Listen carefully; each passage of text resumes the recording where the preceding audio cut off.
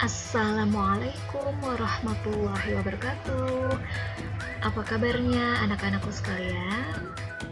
Semoga kalian selalu dalam keadaan sehat walafiat dan baik-baik saja ya. Pertama, Ibu ingin mengucapkan selamat datang, selamat bergabung, selamat belajar bagi siswa kelas 10 SMA Islam Teratai Putih Global tahun pelajaran 2020-2021. Perkenalkan, nama Ibu Yusrina Hidayati, biasa dipanggil Bu Yusrina. Ibu akan mengajari kalian mata pelajaran biologi. Semoga belajar biologi dengan Ibu menyenangkan ya. Pada pertemuan pertama, pada kesempatan kali ini, Ibu mengajak kalian untuk membahas bab awal mengenai ruang lingkup biologi. Tetapi di sini di bab 1 Ibu pecah kembali, ada sub materi yang akan dibahas terlebih dahulu. Ada 6 sub materi. Kemudian nanti selebihnya dibahas pada pertemuan kedua. Pada pertemuan pertama akan membahas pertama ada pengertian biologi, kemudian objek dan kajian biologi, karakteristik dasar makhluk hidup, struktur organisasi kehidupan, klasifikasi atau pengelompokan makhluk hidup, dan cabang ilmu biologi serta permasalahannya. Yuk lanjut saja ke pembahasan yang pertama. Ada pengertian biologi nih yang pertama. Biologi itu apa sih Bu? Ya, biologi adalah suatu ilmu pengetahuan alam ya, cabang sains. Berasal dari bahasa Yunani bios dan logos. Pasti sudah tahu juga ya. Bios itu hidup, logos itu ilmu. Jadi biologi adalah ilmu yang mempelajari tentang hidup dan kehidupan ya. Mempelajari tentang makhluk hidup, segala yang hidup dan interaksinya, aspek kehidupannya dengan lingkungan sekitar makhluk hidup tersebut. Ya, tadi biologi merupakan bagian dari sains. Ada objeknya juga nih yang harus dipelajari ya. Objek dan kajian biologi itu apa saja ya? Di sini bisa dilihat objek dan kajian biologi itu meliputi seluruh makhluk hidup. Kalian sudah paham juga karena biologi ya, ilmu hayati. Jadi objeknya juga membahas mengenai makhluk hidup beserta interaksinya, beserta aspek kehidupannya terhadap lingkungan sekitar, lingkungan hidupnya, mulai dari tingkat yang terendah yaitu dari molekul, sel, jaringan, organ, sistem organ, individu, populasi, komunitas, ekosistem, bioma, hingga yang tertinggi yaitu biosfer, yaitu bumi ini yang kita tempati, ada kehidupan dan interaksinya dengan faktor abiotik, itu biosfer. Kemudian lanjut, ada karakteristik makhluk hidup. Jadi kalau di biologi itu ternyata ada 3 jenis makhluk nih. Yang pertama ada makhluk hidup, yaitu makhluk yang masih mengalami fase kehidupan dan masih memiliki ciri-ciri hidup seperti kita nih, manusia, hewan, dan tumbuhan. Yang kedua ada makhluk tak hidup. Makhluk tak hidup itu adalah makhluk yang dahulunya pernah mengalami fase kehidupan dan pernah pula memiliki ciri-ciri hidup seperti kertas, meja kayu, lemari kayu. Kertas itu dibuat dari serat pohon kan, tadinya pohon itu hidup, dia pernah mengalami ciri hidup dan fase kehidupan. Begitupun meja kayu dan lemari kayu dari batang pohon kan, pohon itu hidup dahulunya ya, tapi sekarang sudah beralih menjadi benda tak hidup. Kemudian yang ketiga, ada jenis makhluk benda mati, tidak sama sekali memiliki ciri hidup maupun fase kehidupan, seperti robot, komputer, dan handphone. Berbicara tadi mengenai makhluk hidup. Makhluk hidup itu berarti tadi sudah dijelaskan punya ciri hidup, punya fase kehidupan.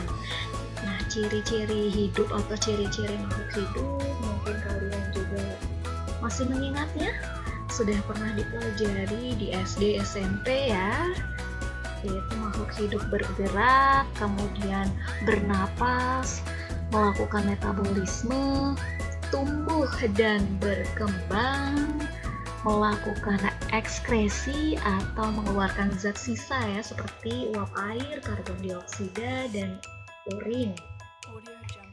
Kemudian ada juga beradaptasi dengan lingkungannya, peka terhadap rangsangan, iritabilitas ya, seperti putri malu yang jika disentuh langsung mengatuk daunnya ya. Kemudian ada tersusun oleh sel, itu yang terakhir ya, makhluk hidup. Lanjut kepada pembahasan ya, tadi sudah pengertian objek, kemudian jenis-jenis makhluk ya. Sekarang ada struktur organisasi kehidupan nih. Kehidupan juga punya struktur, mulai dari yang terendah ada molekul hingga ke biosfer. Bisa dilihat ya, molekul itu bagian terkecil penyusun sel, sel itu bergabung menjadi jaringan, jaringan nanti organ, organ menjadi sistem ya, ada sistem pencernaan, pernapasan, dan sebagainya. Kemudian ada individu, populasi, komunitas, ekosistem, dan bioma di sini ya. Bioma itu adalah salah satu komunitas utama dunia dengan vegetasi atau tumbuhan dan hewan yang khas mendiami geografis tertentu. Dan terakhir yang tertinggi sekali itu biosfer ya, tempat kita tinggal ini, bumi ini yang ada kehidupannya. Lanjut, sudah struktur organisasi kehidupan kita bahas, kemudian ada, nah ini dia, ini sudah ada struktur organisasi kehidupan. Sekarang ada pengelompokan atau klasifikasi makhluk hidup. Di sini mengalami banyak perjalanan ya, perkembangan, mulai dari sistem dua kingdom yang dipaparkan, dicetuskan oleh Aristoteles,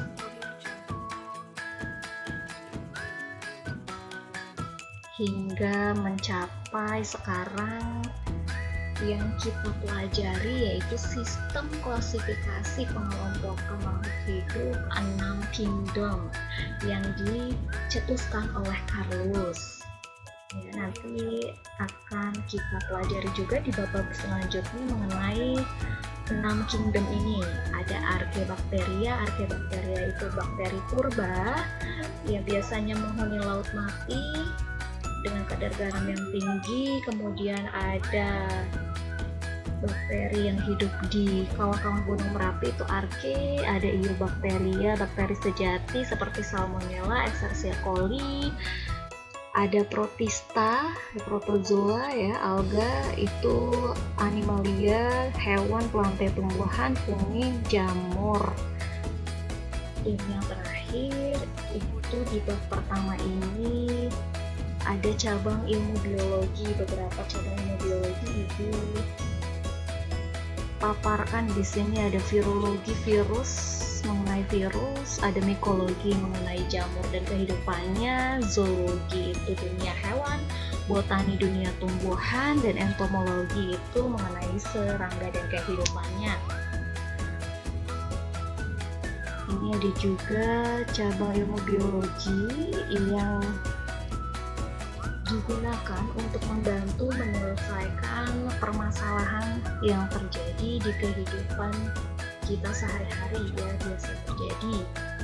Bisa dilihat ya, ada beberapa contoh, ada 3 contoh ibu paparkan di situ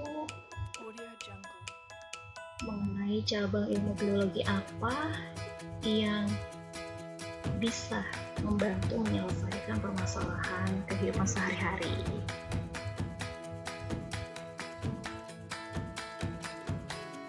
Baiklah, cukup sekian pada pertemuan pertama, tidak banyak-banyak terlebih dahulu. Nanti di pertemuan kedua kita akan membahas manfaat biologi, dampak, terus habis itu hubungan dengan ilmu lain dan metode ilmiah ya.